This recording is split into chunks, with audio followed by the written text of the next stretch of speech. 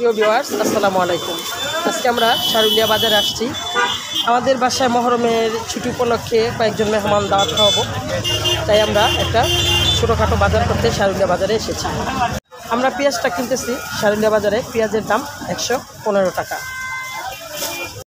মশলার দোকানে আসছি, মশলা নিতেছি।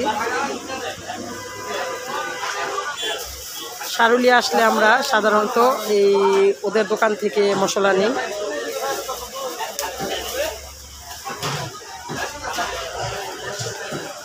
আমরা কয়েক পদের মশলা নিব। বাজারে সব তরকারি আছে, কিন্তু কোনো তরকারির দাম কম না। এখন আমরা শশা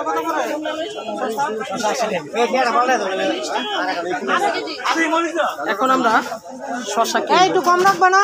দেশি শশা আছে, হাইব্রিড শশা আছে, ফুলকপি হইতে সব আছে এই দোকানে। এই দোকানে সব পাওয়া যায়, ওদের দোকানে আসলে সব পাওয়া যায়। ওদের দোকানে ক্যাপসিকাম সব কিছু পাওয়া যায়। ওদের দোকানটা ঢুকতেই সারুলিয়ার এই সাইডে। এখানে আপনি যা চাবেন, ক্যাপসিকাম, সিজনাল বা আনসিজন, চাইনিজের সব কিছু পাওয়া যায়। সিম টিম পাওয়া যায়। ওদের দোকানের প্রচারটা দিয়ে দিচ্ছি। কি করে এখানে লেবু,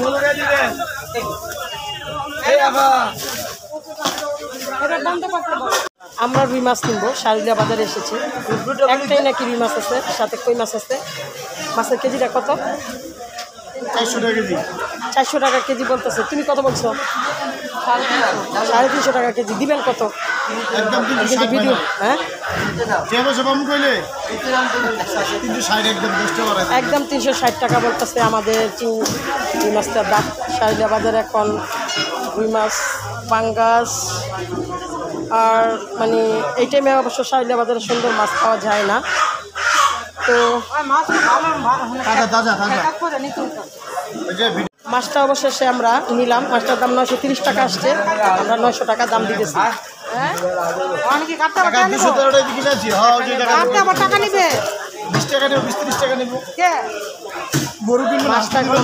কেটে নিব। এই হচ্ছে আমাদের সারুলিয়া মাছ বাজার। এনার কাছ থেকে মাছ কিনবেন। মাছ কিনে একটু কম দামে রাখে, জানি না উনি কম দামে রাখবে কিনা, প্রচারটা দিয়ে দিলাম। আমরা এখন পাবদা মাছ নিব। আমরা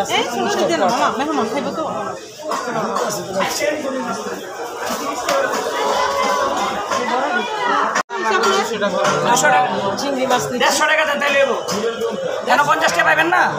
50 টাকা দিয়ে দিছি না? আমরা 750 টাকা পুরা চিংড়ি কিনলাম। 750 টাকা কেজি। আমাদের মাছগুলো চাইনিজ কাঠ দিয়ে আমরা কেটে নিচ্ছি। ও আমাদের মাছগুলো কেটে দিচ্ছে। কত সুন্দর করে মাছ কেটে ফেললো। 5 মিনিট সময় লাগলো না।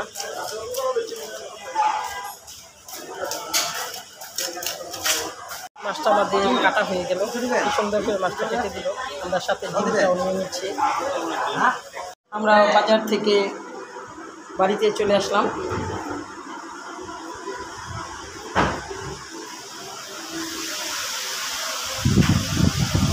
বোনের বসার রুমটাও এইভাবে সাজিয়েছে।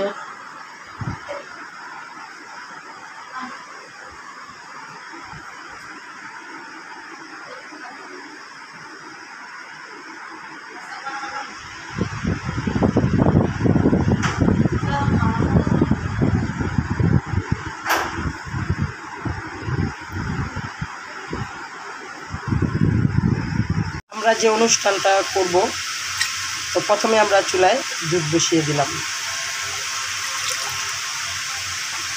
আমরা সুন্দর একটা ফিরনি করব। ফিরনিতে আমরা পোলার চালটা একটু হালকা ভেঙে বেটে নিয়েছি। তো আমরা দুধের চালটা দিয়ে দিলাম।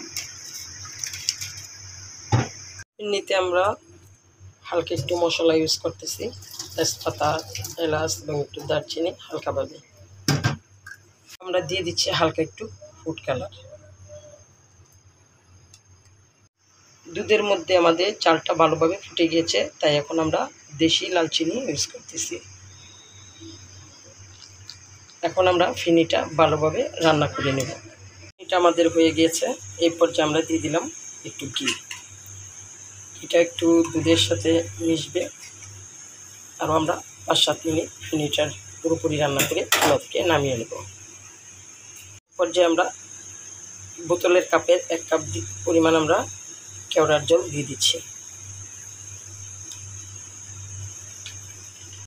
ঘি কেওড়ার জল দুধের সাথে আমরা ভালোভাবে মিশিয়ে নেব এবং আরও 5-7 মিনিট রান্না করে নেব। ফিনিট আমাদের হয়ে গেছে, এখন আমরা চুলা থেকে নামিয়ে নিচ্ছি। মেহমানদের জন্য একটা কেক তৈরি করা হচ্ছে, ক্রিম দিয়ে কেকটা ডেকোরেশন করা হচ্ছে। মেহমানদের জন্য কেক রেডি করতেছে, তো ক্রিম দিয়েছে, এখন একটু রেস্টে রাখবে। হয়ে গেল বাজার থেকে কিনে আনা পাবদা মাছ দিয়ে পাবদা মাছের ভুনা। হয়ে গেল আমাদের মুরগির রোস্ট। আমি ঘুমিয়েছিলাম, এর মধ্যে আমার ছোটো বোন রান্না বাড়া করে ফেলেছে। হয়ে গেছে ডিম ভুনা, হয়ে গেল গরুর মাংস। আমি ঘুমিয়ে থাকতে থাকতে আমার বোন সব রান্না করে ফেলেছে। হয়ে গেল পোলাও রান্না করা। আমরা বেগুন ভেজে নিচ্ছি। হয়ে গেল আমাদের বেগুন ভাজা। এখন আমরা মাছটা ভেজে নিচ্ছি। হয়ে গেল আমাদের মাছ ভাজা। হয়ে গেল সালাদ কাটা, সাথে লেবু কাটা। ভিউয়ার্স, সবাই সবার মতো খেয়ে চলে গেল। এখন আমরা খেতে বসবো। সরি, খাওয়ার দৃশ্যটা আপনাদের সাথে শেয়ার করতে পারলাম না। তো আমাদের প্রোগ্রামের রান্নাবান্না কীরকম হয়েছে সেটা জানিয়ে আমাকে কমেন্টস করবেন। আজকের মতো এখানে শেষ করলাম। আল্লাহ হাফেজ।